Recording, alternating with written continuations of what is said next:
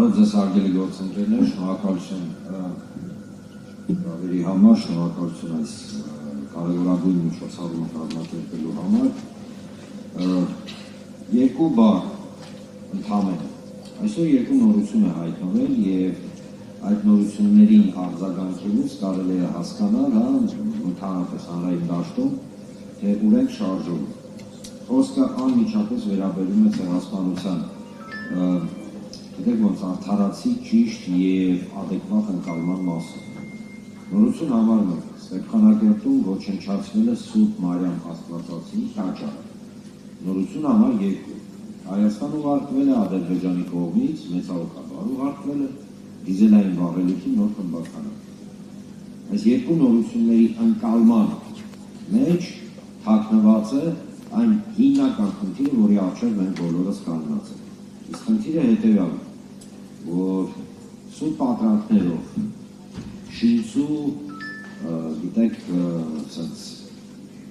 փաստարկներով, վախեցնելով մեզ փորձում են համոզել, որ ներողություն եմ խնդրում, մի vedro սալյարդեն ավելի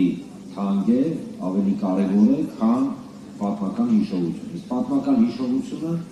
դա ոչ թե ագրեսիայի դրսևորում է, խնդրում եմ սա մենք հստակ ֆիքսենք, այլ պատմական հիշողությունը դա ինքնապահպանական կամ ինքնապաշտպանման, եթե ցանկանաք, մեր հիմնական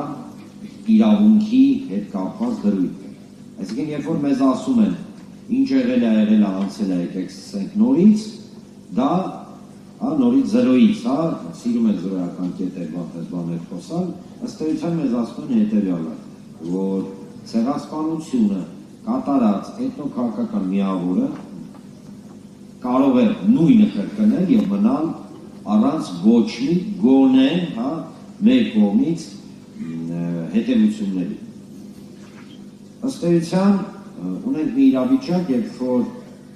հայ-թուրքական հարաբերությունների բարդությունները ճակերտներում, դա բարդություններ չեն, այլ ավելի կոշտ որակավորում կարող են տան, բայց բարդությունները սենց ասենք, իբր պատճառը հանդիսանում է հայոց ցեղասպանությունը, ոչ, հայոց ցեղասպանությունը հետևանքն է Թուրքիայի եւ ենթաթուրքիայի, այսինքն ադրբեջանցիների վերաբերմունքի դեպի մեզ։ Իսկ վերաբերմունքը հետևյալն է, այդ մարդիկ մեր հաշվին, մեր կյանքի հաշվին, մեր երեխաների հաշվին, մեր հայրենիքի հաշվին, արդեն իսկ մեր պետության հաշվին, չմոռանանք Արևմտյան Ադրբեջան վիժվածքացին կոնցեպտը, փորձում են ձևավորել էթնոքաղաքական միավոր։ Եվ այն մարդիկ, սա խնդրում եմ ուշադիր ֆիքսել,